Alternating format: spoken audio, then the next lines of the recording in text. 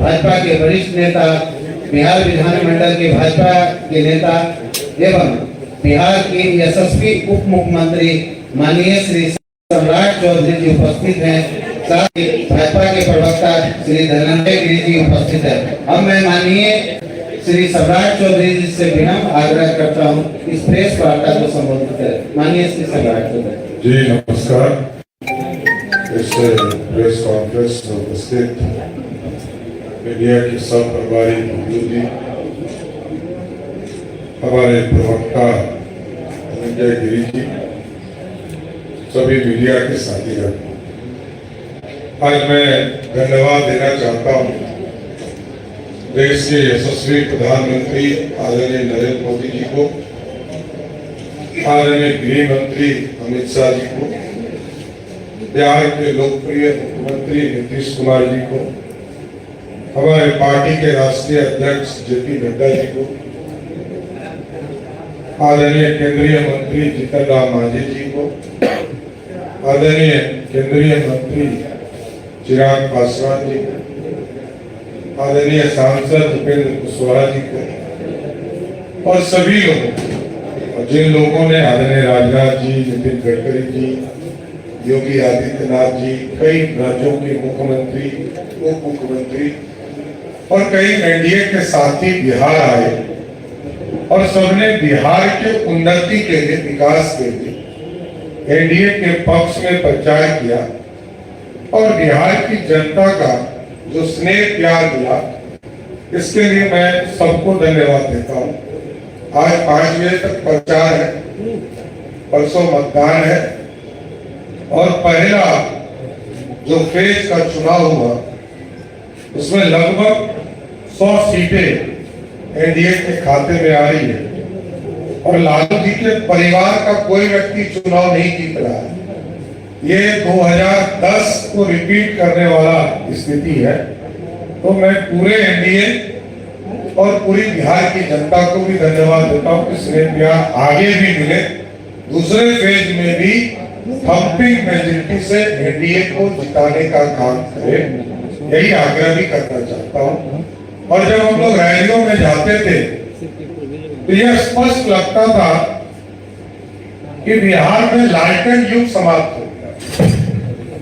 और लालटेन युग इसलिए समाप्त हो गया कि जनता ये कहती है कि ना दुकान में मिलती है लालटेन, ना किसी के घर में। और मोदी जी और नीतीश जी के युग में एलईडी बल्ब और बिजली युक्त है और उस पर भी 125 यूनिट, लगभग 1,70,00,000 परिवार के घरों में पिछले 4 महीने से बिजली बिल नहीं आया है। ये ऐतिहासिक फैसला रहा मोदी जी और नीतीश जी का। और कुछ लोग गुमराह करते थे इस दौरान कि जो आदरणीय मोदी भैया, नीतीश भैया ने महिलाओं के खाते में पैसा दिया, उसको कुछ लालटेन के लोग, महागठबंधन के लोग ये गुमराह करते थे कि इस पे सूद देना होगा और ये पैसा वापस करना होगा। आदरणीय प्रधानमंत्री जी ने भी, आदरणीय मुख्यमंत्री जी ने भी और हम लोगों ने भी इसका जोरदार खंडन किया। ये किसी भी कीमत पर ये पैसा वापस नहीं होगा।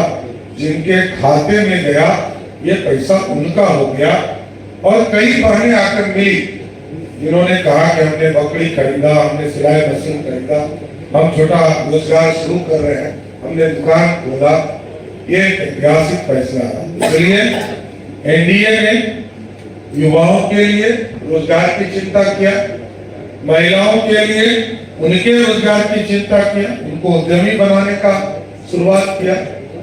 ईबीसी वर्ग के लिए अलग से एक सुप्रीम कोर्ट के जज की अध्यक्षता में एक कमेटी बनाने का निर्णय लिया गया, जिसमें तांती समाज, तत्वा समाज, निषाद समाज, तेली समाज, अति पिछड़ा समाज के कई वर्ग को इसमें जोड़ने का काम किया गया। इसलिए आज मैं सभी मीडिया साथी को भी धन्यवाद देता हूं।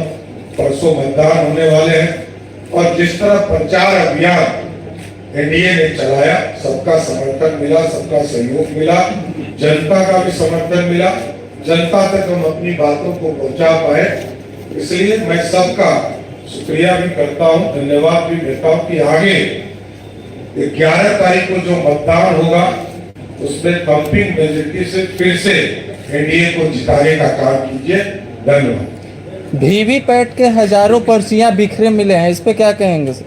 देखिए, उसमें निर्वाचन आयोग कार्रवाई कर रहा है और राज्य का स्पष्ट मानना है कहीं भी कोई यदि दिक्कत है तो निर्वाचन आयोग एकदम सख्ती से सख्ती कार्रवाई करेगा। आज तेजस्वी यादव का जन्मदिन है और उससे पहले ही राजश्री यादव हो या फिर राजद के कार्यकर्ता हो, उन्होंने कहा कि ये भावी मुख्यमंत्री हैं और इन्हें जन्मदिन की बधाई।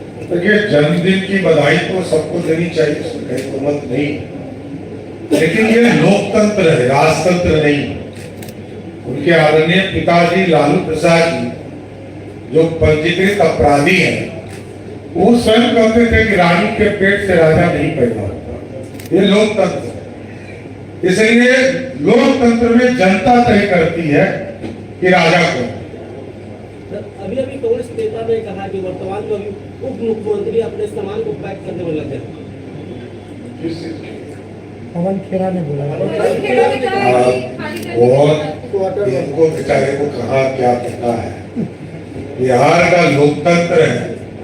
वैसे भी मैं अपने घर में ही रहता हूँ, सरकारी घर में नहीं रहता, बेचारे को पता नहीं होगा। यहाँ लोकतंत्र की जननी है और जनता तय करती है कि कौन कहाँ बैठेगा। ये गांधी परिवार का सत्ता थोड़े है कि माता जी भी सुपर पावर, पिताजी भी प्रधानमंत्री, दादी जी 13 साल प्रधानमंत्री, दादी के पिताजी 17 साल प्रधानमंत्री, और तब भी राहुल गांधी बैठ के रो रहे हैं। यही है ना, सब पाप का हिसाब जनता लेगी। 55 साल तक कांग्रेस पार्टी ने भारत को लूटा है, पिछड़ों को आरक्षण नहीं दिया, दलितों का आरक्षण का विरोध किया। कांग्रेस पार्टी ने कभी स्वर्णों को आरक्षण नहीं दिया। सबका हिसाब जनता करती है। हम आरक्षण मंडलवादी भी है और कमंडलवादी। गोबर की बात चल रही है सर, गोबर की जगह गोली और बुलडोजर की बात चल रही है। देखिए, कोई भी अपराधी अपराध करेगा उसको जेल में जाएगा। और कई जगह हम लोगों ने देखा, अति पिछड़ा समाज, दलित समाज जिन्होंने वोट किया, उनको घर में घुसकर आरजेडी के गुंडों ने मारपीट किया, तो पुलिस उसको छोड़ेगी थोड़े, उस पर तो कार्रवाई ही करेगी। मेरे क्षेत्र में भी मैंने देखा, एक अति पिछड़ा कहार समाज का रहने वाला व्यक्ति को घर में घुस के मारा। पुलिस छोड़ नहीं सकती है, कितना भी भागोगे। और न्यायालय तय करता है कि किसके घर तोड़ने हैं, नहीं तोड़ने हैं, ये पुलिस कार्रवाई कर देती है। सर, राहुल गांधी लगातार वोट चोरी की बात कर रहे हैं। आज फिर से उन्होंने कहा कि अपने जिनके पिताजी पर बोफोर्स का चोरी का आरोप हो, जिनके माताजी के राज में सबसे ज्यादा घोटाला हुआ हो, वो क्या करें? एक व्यक्ति मिला आपको बिहार में जिसने कहा हो कि मेरा वोटर लिस्ट से नाम कट गया हो?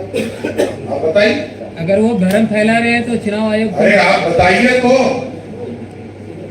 ऐसे लोग आएंगे जाएंगे, इटली में जो आराम करता हो, मलेशिया में आराम करता हो, उसका बिहार में क्या वजूद है? कोई फर्क नहीं। अगर राहुल गांधी भ्रम फैला रहे हैं तो चुनाव आयोग सामने क्यों आकर के उनको डिफाइन नहीं करता है? चुनाव आयोग क्यों सामना नहीं करता? फिर अगर राहुल गांधी अगर वो लगातार उस पर कितना बार कहेगा कि उचित फॉरम पर आकर बात की, तो कार्रवाई, और इसके बाद क्या करेगा? जेल भेज दे किसी को। अरे ये लोकतांत्रिक देश है। इस देश में प्रधानमंत्री, राष्ट्रपति सबको गाली दे रहा है कांग्रेस वाला लोग, तो क्या करे? जेल भेज दे। मैं आपसे पूछ रहा हूं, देखिए लोकतंत्र है, लोकतंत्र में विरोधी दल का नेता आरोप लगाता है, लगाने दीजिए। जनता सब जानती है, इस देश में इमरजेंसी लगाने वाला उनकी दादी, इस देश के संविधान को खत्म करने वाला उनका परिवार, दलितों को आरक्षण रोकने वाला उनका परिवार, पिछड़ों को आरक्षण 40 साल लेट मिला उनका परिवार, और महिलाओं को आरक्षण देश में नहीं मिला 30 साल तो लालू जी का परिवार। यही तो है, पूरा देश जानता है, इस पर क्या करना है। मुख्यमंत्री का शपथ कब ले रहे हैं सर? आपका नाम भी चल रहा है। देखिए, मैं भारतीय जनता पार्टी का राजनीतिक कार्यकर्ता हूं और यहाँ कोई वैकेंसी नहीं है। नीतीश आज भी है और कल भी है। धन्यवाद। धन्यवाद। बहुत बहुत धन्यवाद।